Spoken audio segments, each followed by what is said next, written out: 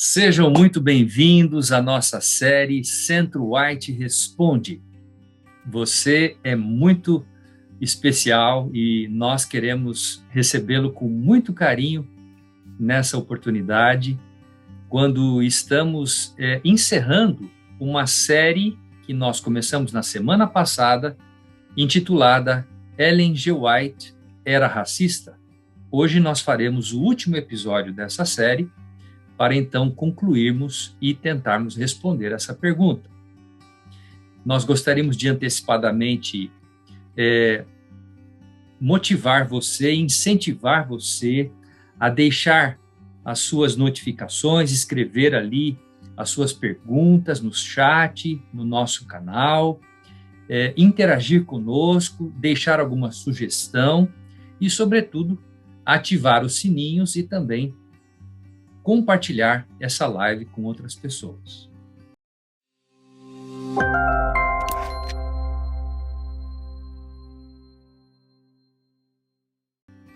Muito bem. Vamos então iniciar esta gravação desta série, nesse momento, com a pergunta: Ellen White era racista?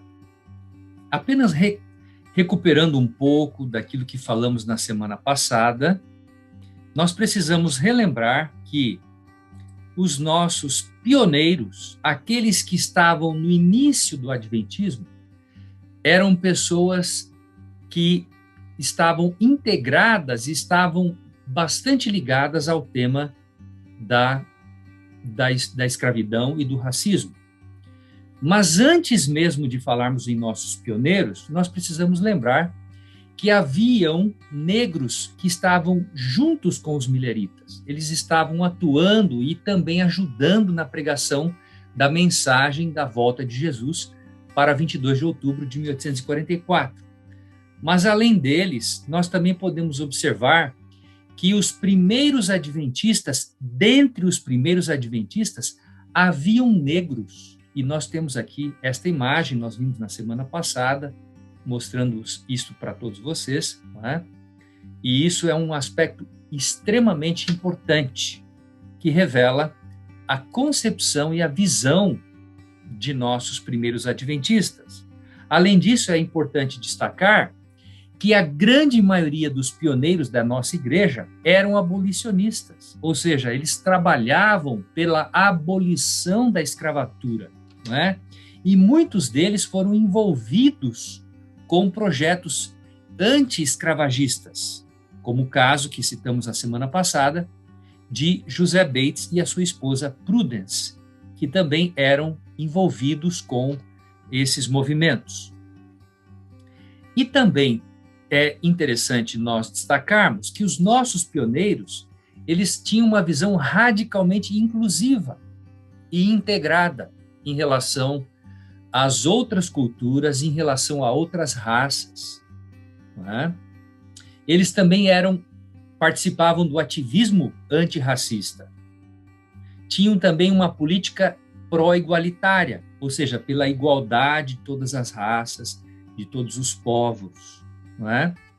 E eles também defendiam a igualdade racial como padrão para a membresia. Esses eram alguns dos importantes característicos que marcaram a experiência dos nossos pioneiros no início, no período formativo da Igreja Adventista do Sétimo Dia. Porém, nós vimos na semana passada que havia também outros elementos que marcaram esse período, como, por exemplo, nós destacamos que o assunto da escravidão e do racismo não era só uma questão tratada pelos religiosos, mas também era tratada pelos civis. Nós vimos que, durante o período da história da nação americana, nós vimos que desde 1691, muitos estados inseriram elementos condicionantes na sua legislação, que eram elementos segregacionistas, que faziam separação entre os brancos e negros. E esse processo, ele vigorou por mais de 250 anos. Porém, em 1862, como nós vimos na semana passada, Abraham Lincoln, presidente dos Estados Unidos, decretou a abolição da escravatura. E em 1º de janeiro de 1863, então, começou a vigorar essa determinação que foi legislada pelo governo americano. Portanto, o problema não era tratado apenas dentro do campo religioso, também era tratado no campo da área civil, não é? E das leis americanas. Assim sendo, nós queremos agora, então, entrar no tema desta gravação de hoje, da nossa série, e perguntar: mas o que Deus de fato disse e revelou a Ellen G. White sobre a escravidão e o racismo? Esse é um importante aspecto que precisamos tratar já no início da nossa fala desse episódio. E o primeiro slide que eu quero compartilhar e destacar com vocês é que Deus revelou a Ellen White que todo o sistema de escravidão foi originado por Satanás. E notem, o inimigo se deleita em oprimir os seres humanos. Olha o que Deus revelou à sua serva Ellen White. Primeiro, que todo o sistema de escravidão foi originado por Satanás e que ele se deleita em oprimir os seres humanos. Isso tem que ser uma plataforma para nós lançarmos a base deste episódio que nós vamos então encerrar esta série, porque muitas pessoas, inclusive indivíduos de dentro da nossa igreja, por não conhecerem o contexto, fazem algumas afirmações denegrindo de que Ellen White fez ela escreveu em seus livros de que ela deixou margem para o racismo e, portanto, muitas pessoas acabam concluindo isso de forma equivocada. Mas ela deixa claro em seus escritos de que todo o sistema de escravidão foi originado por Satanás. Isso tem que ficar claro para todos nós no início. Mais do que isto, olhe bem o que ela revelou. Deus revelou a ela melhor. Disse em seus escritos: em uma visão em 1861, quando os irmãos e irmãs estavam reunidos no dia estabelecido para jejum, humilhação e oração, o Espírito repousou sobre mim e fui tomada em visão. Portanto, ela recebeu uma visão em 3 de agosto de 1861, aonde Deus mostrou o pecado da escravidão para ela e disse: mostrou-se-me o pecado da escravidão, que tem sido de há muito uma maldição ao país, aos Estados Unidos. Segundo ponto que eu quero destacar, de que a escravidão é pecado, de acordo com aquilo que Deus revelou para ela. E não só pecado, como também uma maldição. Portanto, aqui na base, no início da nossa fala, da nossa série, quero destacar a vocês 3 coisas. Primeiro, que todo o sistema de escravidão tem sua origem em Satanás. Segundo, que a escravidão é um pecado. E não só um pecado, como também uma maldição, conforme Deus revelou à sua serva Ellen G. White. Isso, portanto, lança a base, a estrutura para a nossa série nesse momento. Além disso, Deus revelou a ela, por meio dos seus escritos, o conceito de igualdade. Na revista Review and Herald, em 1896, Deus revelou a ela dizendo: o Senhor considera com compaixão as criaturas por ele criadas, não importa a raça que pertençam. Isso que está aí, que foi por ela revelado, está em comum acordo com aquilo que o apóstolo Lucas escreveu no seu livro em Atos, capítulo 10, versos 34 e 35, que eu quero ler com vocês agora, que diz assim: Então falou Pedro dizendo: Reconheço por verdade que Deus não faz acepção de pessoas. Pelo contrário, em qualquer nação, aquele que o teme e faz o que é justo, lhe é aceitável. Vejam, as palavras que foram reveladas a Ellen White estão em perfeita harmonia com a revelação da palavra de Deus, a Bíblia. Portanto, não importa a raça que as pessoas pertençam, Deus considera a todos com compaixão, porque são suas criaturas e foram por ele criadas. Assim sendo, vamos avançar. Com base nesse contexto, houve um período na história do Adventismo em que Deus foi mais incisivo em notificar e em revelar importantes mensagens à sua serva, para que a igreja pudesse tomar várias medidas, várias estratégias para alcançar os negros que moravam no sul dos Estados Unidos. E esse período foi exatamente o início da década de 1890, quando Ellen White escreveu mais de 10 artigos, e eu já vou mostrar para vocês isto. Mas naquele momento, no início da década de 1890, Deus revelou a ela, no livro 9, volume 9 dos Testemunhos para a Igreja, dizendo: temos de aplicar todas as nossas energias à apresentação da mensagem final do Evangelho a todas as pessoas no sul dos Estados Unidos. Veja, cria-se, portanto, um senso de urgência para alcançar aqueles povos que estavam no sul dos Estados Unidos. E como disse, no período inicial da década de 1890, Ellen White, então, escreveu 10 artigos que foram publicados na revista Review and Herald, não é? No período que ela estava na Austrália. E ela fez apelos sucessivos para que a igreja tomasse determinadas estratégias e determinadas ações para alcançar o povo do sul dos Estados Unidos. E os seus apelos chegaram ao coração de várias pessoas, mas especialmente alcançou o coração de uma pessoa muito especial para ela. Quem era? O seu próprio filho, Tiago Edson, e a sua esposa Emma, que nesta época estava com 45 anos.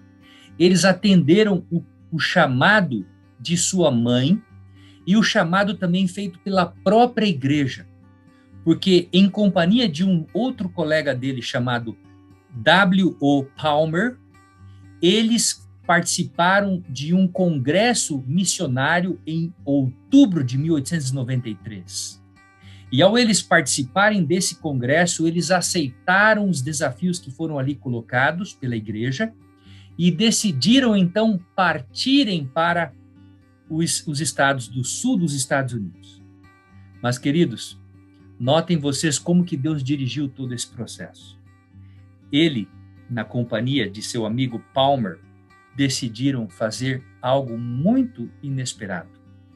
Eles decidiram construir um barco, uma embarcação, que ficou conhecida como Morning Star.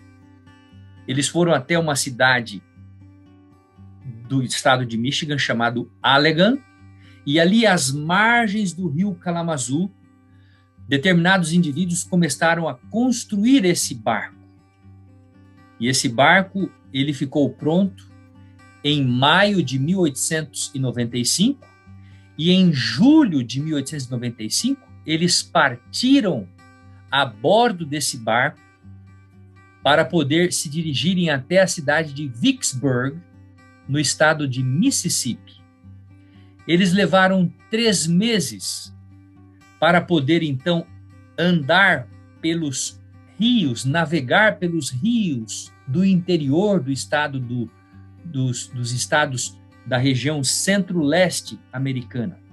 Haviam vários rios e canais, e eles então tomaram esse barco a vapor, e eles foram então navegando, levando 3 meses, navegaram cerca de 2.400 quilômetros a bordo desse navio, para então chegar à cidade de Vicksburg, no estado de Mississippi, não é? Para então começar a obra com os negros do sul dos Estados Unidos. E esta embarcação ela foi utilizada como um veículo de evangelização para alcançar os negros americanos que moravam às margens dos grandes rios do sul dos Estados Unidos.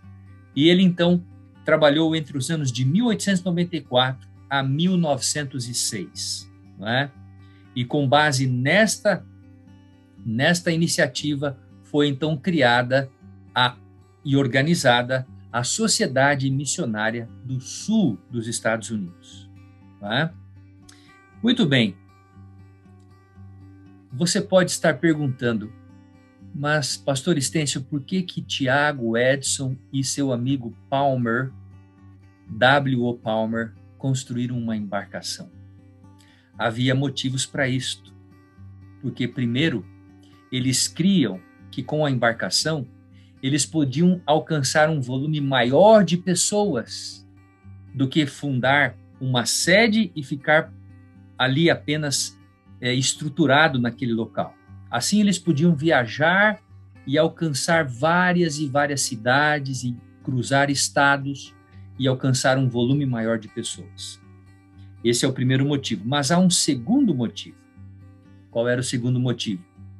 Se eles fundassem uma sede, se eles fundassem uma igreja construída de alvenaria ou de madeira, com certeza eles sofreriam uma forte perseguição. Com certeza eles seriam perseguidos pelos brancos, não é? Que, por certo, excluiriam eles e os expulsariam daqueles estados.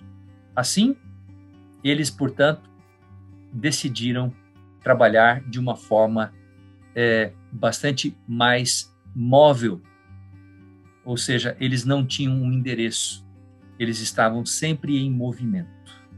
E esta foto que vocês estão vendo, ela revela a quem estava trabalhando junto com eles. Esta foto foi tirada dentro da embarcação Morning Star. Tá? Aí estão os indivíduos que estavam envolvidos nesse projeto de evangelismo aos negros do sul dos Estados Unidos. Notem vocês como que esse grupo que está nesta foto trabalhava com os negros. Diz aí o relato: ensinamos algumas ideias melhores sobre a agricultura, introduzindo diferentes culturas de grãos como o amendoim, o feijão, que podem ter um preço mais elevado e que os brancos não conseguirão competir. Portanto, eles estavam tentando valorizar o trabalho dos negros e propor uma forma de sustento para que eles não trabalhassem apenas como escravos, mas que eles pudessem viver de forma independente. Esta foi uma das iniciativas que esse grupo apresentou para esses indivíduos do sul dos Estados Unidos. Porém, eu quero destacar alguma coisa para você agora, para entendermos, nesse último episódio, o tema do racismo nos escritos de Ellen White. O que estava acontecendo no país? Esta foto revela de maneira bastante interessante que logo após a abolição da escravatura, em 1862, o Congresso americano teve cerca de 15 representantes negros. Mas com o passar do tempo, dos anos, das décadas, na virada do século XX, o Congresso americano tinha apenas um representante negro. Um representante. Isso revela que a abolição da escravatura não resolveu o problema do racismo e da escravidão entre os americanos. Esse problema ainda permaneceu por vários períodos de tempos ao longo da história americana. E eu quero destacar aqui o trabalho do Dr. John Hope Franklin, que escreveu uma obra intitulada Da Escravidão à Liberdade, uma história dos negro-americanos. Queridos, vejam vocês o que esse Dr. John Hope Franklin destaca em sua obra. O novo século, o século XX, tragicamente foi aberto com 214 linchamentos nos 2 primeiros anos. Entre 1900 e 1902, ocorreram 214 linchamentos entre os estados do Sul e os estados do Norte. Diz ele, conflitos raciais ocorriam quase que diariamente. E estatísticas apontavam que 90% dos linchamentos ocorriam na região sul dos Estados Unidos. E mais de 85% das vítimas eram negras. Agora, eu queria destacar um detalhe para vocês. Os negros sofreram muito, mesmo depois da abolição da escravatura. Isso ainda prevaleceu por um período longo de tempo. Mas veja, não havia apenas linchamentos. Eles sofriam, além do linchamento, espancamento, esfaqueamento, chicoteamento, queimaduras e estupros. É isso que revela a história narrada pelo Dr. John Franklin e também estudada por vários adventistas que analisaram o assunto da escravidão e do racismo dentro do contexto da Igreja Adventista. Um dos estudiosos, Dr. Delbert Baker, e o seu filho Benjamin Baker, que escreveram vários tratados, livros e monografias sobre essa temática, das quais eu estou aqui também citando como fonte para esta pesquisa. Vejam vocês, quando falamos que a escravidão e o racismo não haviam sido abandonados totalmente, notem os casos que foram precedentes e que foram usados para poder criar algumas formas de exceções e que entraram e que foram julgados pela própria Suprema Corte Americana, mesmo depois da abolição da escravatura. Então, a submissão racial pôde ser vista em uma série de decisões legais da Suprema Corte dos Estados Unidos. Em 1873, há um caso chamado Caso dos Matadouros. Em 76, há um outro caso, Estados Unidos versus Cruikshank ou Cruikshank. E a Suprema Corte drasticamente ela restringiu os privilégios e imunidades dos cidadãos sob a proteção federal, dessa forma removendo a proteção governamental sobre os direitos dos negros. Então, amigos, eu quero dizer a vocês, haviam muitos interesses pelo trabalho manual. Isso era um grande negócio para fazendeiros, donos de lavouras, não é? E eles, então, usavam o trabalho manual para poderem fazer dinheiro. E isso agiu de forma bastante influente para que esses aspectos, né, essas decisões da Suprema Corte, julgassem e tirassem a imunidade, o direito do negro ser um homem totalmente livre. Essa é a questão que se coloca dentro da Constituição americana. Em 1883, há um outro caso dos direitos civis, e notem, eu coloquei aqui 6 casos diferentes, não é? E são casos específicos que foram tratados pela corte e que foram julgados a favor da legislação dos direitos dos brancos para poderem, então, governar os negros. Lamentavelmente, esta era a realidade que nós podemos observar quando analisamos a legislação norte-americana, não é? Assim sendo, eu quero agora então tratar com vocês dentro deste contexto. Quero falar um pouco a vocês sobre as orientações que Ellen White recebeu da parte de Deus para os missionários que trabalhavam no sul dos Estados Unidos. Em meio a esse clima de tensão, em meio a esse clima de conflito, Ellen White recebe orientações da parte de Deus, que aos nossos olhos, se não forem interpretados à luz deste contexto, nós vamos então concluir que Ellen White era racista. Mas jamais, amigos, porque como vimos no início desta gravação, nós podemos ver que Deus revelou a ela que o racismo e a escravidão, todo esse sistema tem sua origem em Satanás. Ok? E notem, Deus não trabalha em parceria com Satanás. Jamais. Ele nunca o fez e nunca o fará. Esse é um ponto fundamental para... Então, dentro desse contexto, nós então vamos tentar agora analisar o que Ellen White revelou para aqueles homens e mulheres que estavam tentando evangelizar os negros do sul dos Estados Unidos. Ela disse, inicialmente, devemos evitar entrar em controvérsia acerca da questão da cor da pele. Se esse assunto for muito agitado, surgirão dificuldades, as quais consumirão muito o nosso tempo precioso.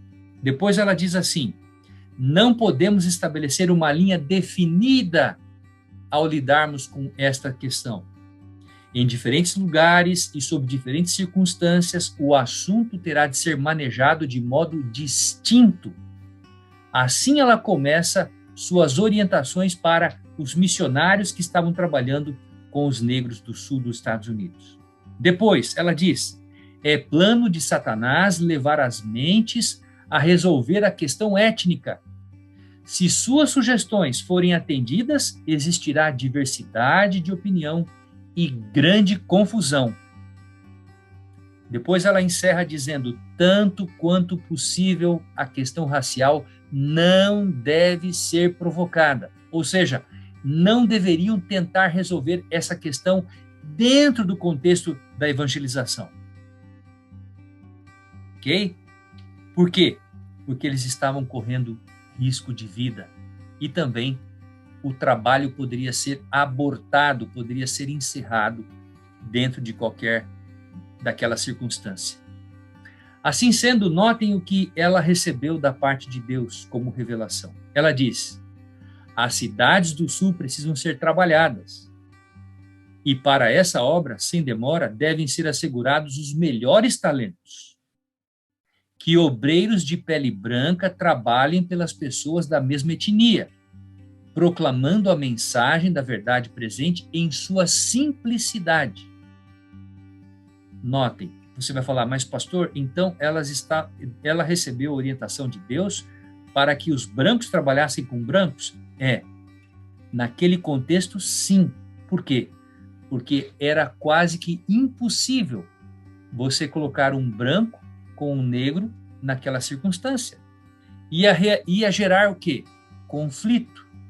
E esse conflito poderia colocar em xeque a própria evolução, o próprio desenvolvimento da obra de evangelística no sul dos Estados Unidos. E agora olha o que ela diz. Ela diz assim, já os obreiros negros devem efetuar tudo que estiver ao seu alcance, trabalhando em favor dos próprios negros. O que de fato Deus estava querendo revelar para ela? Deus estava mostrando que naquele contexto era melhor que os negros estivessem envolvidos com os negros e os brancos com os brancos, para que o conflito não fosse ainda mais acalorado e tomasse mais corpo e tornasse ainda o trabalho evangelístico mais e mais difícil. Percebe? E ela disse depois, existem muitos negros de precioso talento os quais se converterão à verdade, se nossos ministros negros forem sábios em divisar caminhos para o preparo de professores para as escolas, assim como outros obreiros para o campo. Vejam que coisa fantástica que ela coloca em relação ao papel do trabalho com os negros. Depois ela diz o seguinte: o relacionamento entre as duas etnias tem sido um assunto de difícil tratamento. Deus revelou a ela, e ela reconheceu naquele contexto a dificuldade de lidar com esse tópico dentro do próprio movimento adventista. E depois ela diz: existe o perigo de se fechar a porta, impedindo assim que os obreiros brancos prossigam o trabalho em alguns lugares do Sul. Essa questão, amigo, é de capital importância para nós entendermos todas as afirmações que Ellen White faz no volume 9 dos Testemunhos, conforme nós mostramos agora há pouco, que muitas vezes não são interpretados à luz desse contexto. E aí, então, ela diz: se nos movermos com calma e cuidado, agindo da forma como Deus nos indicou, tanto brancos quanto os negros serão beneficiados por nossa atividade. Então, Deus revelou a ela que era para agir com calma, com cuidado, agindo como Deus havia indicado para ela. Tanto brancos quanto negros seriam beneficiados nesse trabalho e na tarefa de evangelização daqueles povos do sul dos Estados Unidos. E depois Deus revelou a ela: temos de sentar-nos como aprendizes aos pés de Cristo, a fim de que Ele nos ensine a vontade de Deus e para que saibamos como trabalhar em favor das pessoas brancas e das pessoas negras no campo sulino. Volume 9 dos Testemunhos para a Igreja, página 215. Vejam, queridos, como que Deus é sábio em dar equilíbrio, uma ação ponderada, uma ação equilibrada, que pudesse alcançar o coração daqueles povos que moravam nos estados do sul dos Estados Unidos. Deus, então, trabalha orientando o seu povo, orientando a sua igreja, para que o evangelho adventista pudesse alcançar o coração daqueles povos. E era necessário muita sabedoria divina para que assim ocorresse. Desta forma, ela ainda recebeu, na página 215 do mesmo volume, diz assim: devemos proceder de modo como o Espírito do Senhor nos ditar, agitando o menos possível a questão racial. Temos de aplicar todas as nossas energias à apresentação da mensagem final do Evangelho a todas as pessoas no sul dos Estados Unidos. Se formos conduzidos e controlados pelo Espírito de Deus, perceberemos que esta questão ajustar-se-á por si mesma na mente de nosso povo. Notem, amigos, haviam conflitos raciais dentro da igreja? Sim, haviam. Haviam conflitos raciais fora da igreja? Também haviam. E eram intensos. Mas Deus estava mostrando um caminho pelo qual o povo pudesse ser alcançado pela mensagem do Evangelho. E o povo deveria ser guiado por Deus para poder levar a semente do Evangelho a cada coração daqueles indivíduos que moravam em solo dos estados do sul dos Estados Unidos. Muito bem, dessa forma eu quero encerrar esse episódio mostrando a vocês uma importante mensagem que Deus revelou à sua serva Ellen White. E Deus disse a ela: o nome do negro está escrito no livro da vida, junto do nome do branco. todos são um em Cristo. O nascimento, a posição, nacionalidade ou cor não podem elevar nem degradar os homens. O caráter é que faz o homem. Se um índio, um chinês ou um africano rende o coração a Deus em obediência e fé, Jesus não o ama menos por causa de sua cor. Chama-lhe seu irmão, muito amado. Queridos, a preciosidade do conteúdo desta mensagem é poderosa o suficiente para nos revelar, para nos mostrar e para comprovar que Ellen White em nenhum momento revela racismo por meio de seus escritos.